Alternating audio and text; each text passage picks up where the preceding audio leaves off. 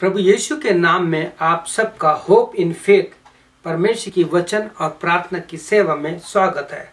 मैं आपका मित्र pastor विनो Johnson आपका इस कार्यक्रम में स्वागत करता हूं और धन्यवाद देता हूं। परमेश्वर ने एक बार फिर अवसर दिया कि आपके साथ मैं परमेश्वर के उस जीवित वचन को जो जीवन देने वाला है आपके साथ बांट सकूं। आज का विषय में जो आपके लिए लेके आए वो है परमेश्वर की इच्छा। अवर गॉड्स विल, हमारे परमेश्वर की क्या इच्छा है। यदि हम परमेश्वर के वचन में उत्पत्ति से लेकर प्रकाशित वाक्य तक पढ़ेंगे तो पाएंगे कि परमेश्वर की एक ही इच्छा है कि वो हमसे, आपसे, मनुष्यों से, जिसको उसने अपने स्वरूप और समानता में बनाया है, बात करे। अगर हम यशाया उसका 1 अध्याय उसका 18वां और 19वां वचन पढ़ेंगे तो मैं आपके लिए पढ़ना चाहता हूं, जहां इस प्रकार से लिखा है, यहोवा कहता है कि आओ हम आपस में वाद विवाद करें। तुम्हारे पाप चाहे लाल रंग के हों तो भी वो हिम की नाई उजले हो जाएंगे, और चाहे अर्गवानी रंग के हों तो भी वे उनके समान श्वेत हो जाएंगे। 19वां वचन जो बहुत ही महत्वपूर्ण है, जहां इस प्रकार से कहते हैं, यदि तुम आज्ञाकारी होकर मेरी सुनो। धन्यवाद परमेश्वर के वचन का। बाइबल में प्रकाशित वाक्य 2 और 3 वचन में 7 बार आए हैं।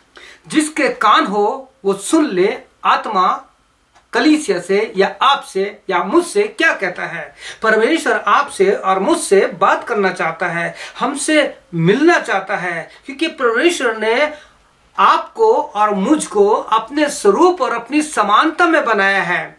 इसलिए परमेश्वर कहता है, आओ हम आपस में बातचीत करें। मैं तुमसे बात करना चाहता हूं, मैं तुम्हारे साथ रहना चाहता हूं। क्योंकि प्रिय भाई और बहनों, जब हम परमेश्वर की संगति में आते हैं, परमेश्वर का वचन पढ़ते हैं, तो हम उसकी आवाज को सुन सकते हैं। क्या आपको पता है प्रकाशित वाक्य उसका 19 अध्याय और 13वें वचन में क्या लिखा है? वहां इस प्रकार से लिखा है कि परमेश्वर अर्थात प्रभु यीशु मसीह का नाम परमेश्वर का वचन है। और यूहन्ना 1:1 में लिखा है, ये वो वचन है जो आदि से था, ये वो वचन है जो परमेश्वर के साथ था, और ये वो वचन है जो खुद परमेश्वर है। और यूहन्ना 1:14 में लिखा है कि वो ही वचन देहधारी हुआ, वर्ड बिकेम फ्लैश।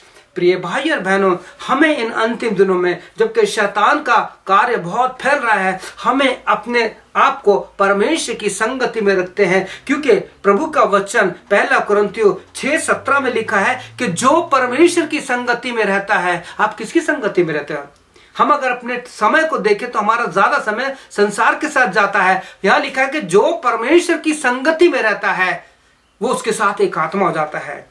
कितनी सुंदर बात है कि अगर हम परमेश्वर के वचन के अनुसार उसकी संगति में रहेंगे, जैसा कि लिखा है, यदि तुम आज्ञाकारी होकर मेरी सुनो। यदि हम परमेश्वर के वचन की, परमेश्वर की आवाज को सुने और उसके अनुसार उसकी संगति में रहें, तो हम उसके साथ एक आत्मा हो जाते हैं। और जब एक आत्मा होते हैं तो पौलुस, जो परमेश्वर का दास था, जिसका जब पूर्ण समर्पण हुआ, पूरा परिवर्तन हुआ जीवन का, और जब उससे पवित्र आत्मा के बारे में सब कुछ मिल गया, तो प्रिय भाइयों, ये वचन मुझे इतना सुंदर लगता है कि जहां पर रोमियो 8 उसके 16 में कहता है कि परमेश्वर का आत्मा जो है हमारी आत्मा के साथ मिलकर गवाही देता है। कहने का मतलब है कि परमेश्वर का आत्मा और हमारा आत्मा जब हम सब मिल जाते हैं, हम जब परमेश्वर की संगति में आते हैं, उसके साथ एक हो जाते हैं, तो परमेश्वर कहता है कि वो मेरे बेटे और बेटियां हैं। परमेश्वर का आत्मा हमारी आत्मा के साथ मिलकर गवाही देता है। और जब इस प्रकार से परमेश्वर की संगति में रहते हैं, तो मैं आपके लिए एक वचन और पढ़ना चाहूंगा, जो 2 कुरिन्थियों उसके 16, 17, 18 में जिस प्रकार से लिखा है। यहां लिखा है इस प्रकार से, जो प्रभु की संगति में रहता है, 6:17 1 कुरिन्थियों का, जो प्रभु की संगति में रहता है वो उसके साथ एक आत्मा हो जाता है। और जब एक आत्मा होता है तो 2 कुरिन्थियों 6:16 में कहता है, परमेश्वर ने कहा है कि मैं उनमें बसूंगा। अर्थात God is willing to dwell in you, in me. परमेश्वर हमारे में रहना चाहता और कहता है मैं उनमें चला फिरा करूंगा। कितनी सुंदर बात है। और मैं उनका परमेश्वर हूंगा और वो मेरे लोग होंगे।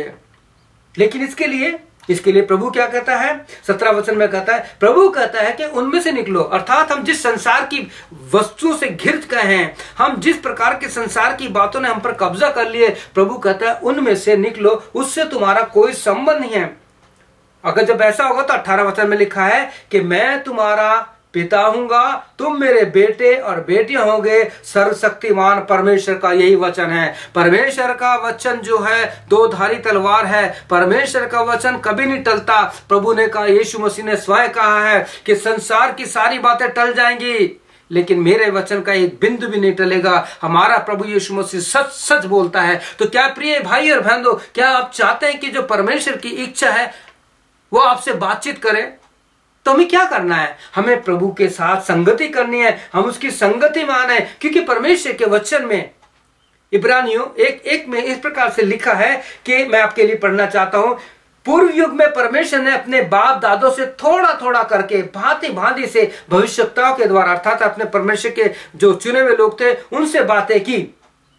इन अंतिम दिनों में, दूसरा वचन, इन अंतिम दिनों में वो हमसे पुत्र अर्थात प्रभु यीशु मसीह के द्वारा बात करता है। प्रिय भाई और बहनों, प्रभु यीशु मसीह की इच्छा है वो अपने लोगों के पास भी आए इसी बात को पूरा करने के लिए कि मैं उनसे बातचीत करूं, उनसे रहूं, उनके साथ मिलूं। क्या आप चाहते हैं कि आपकी आत्मा और परमेश्वर की आत्मा एक हो जाए, ताकि हम कह सके हमारी आत्मा परमेश्वर की आत्मा है? जैसे हिंदू माइथोलॉजी में कहता है कि आत्मा सो परमात्मा। प्रिय भाई और बहनों, आपसे मेरी एक ही विनती है कि आप जो इस वचन को सुन रहे हैं, कोशिश कीजिए, अपने कानों को खोल लीजिए। यीशु मसीह ने भी कहा है कि जिसके कान हो वो सुन ले। प्रभु हमारा परमेश्वर आपसे बातचीत करना चाहता है। क्या आप चाहते हैं कि आप प्रभु की आवाज को सुने? तो हमें अपना जीवन प्रभु यीशु को देना है, उसकी आज्ञा को मानना है, उसके वचन को पढ़ना है और परमेश्वर की इस इच्छा को पूरी करना है कि जहां वो कहता है आओ हम आपस में वाद करें, आओ हम आपस में बातचीत करें। हम उसी व्यक्ति से बातचीत करना पसंद करते हैं जिससे हमारे दिल मिले होते हैं, जिससे हमारा दिमाग मिलाता है, जो हमारे साथ एक विश्वास में होता है। क्या आप चाहते हैं कि आपका दिल, आपका मन, आपका विश्वास, आपकी सारी बातें परमेश्वर से मेल खाए? तो आइए हम उसकी आज्ञा को माने जो उसने यशाया 1:19 में कहा है, यदि तुम मेरी आज्ञा को मानोगे। प्रभु यीशु ने कहा यदि तुम मेरी आज्ञा को मानोगे तो मेरे चेले ठहरोगे। प्रिय भाइयों और बहनों, मुझे पूरा विश्वास है कि इन अंतिम दिनों में आप परमेश्वर से बातचीत करेंगे और उसके आवाज को सुनने की कोशिश करेंगे। प्रभु आपको आशीष दे। आइए हम प्रार्थना करें। प्रभु मेरे सुनने वाले भाई, मेरे सुनने वाली बहन, हर एक बच्चे को प्रभु ये मन दे कि तेरे वचन को, तेरी बातों को सुनने के लिए तैयार रहे, क्योंकि आपके वचन के द्वारा हमें आशीष मिलती है। प्यारे प्रभु यीशु मसीह, हर एक सुनने वाले भाई और बहन को तू भरपूर आशीष दे, उनके कानों को खोल दे, उनके जीवन को एक कर दे, ताकि वो प्रत्युत से कह सके प्रभु हम तुझे सुनने के लिए तैयार हैं। सारी महिमा तुझे देते हैं, प्रार्थना यीशु के नाम से मांगते हैं, आमीन। प्रिय भाइयों बहनों, हम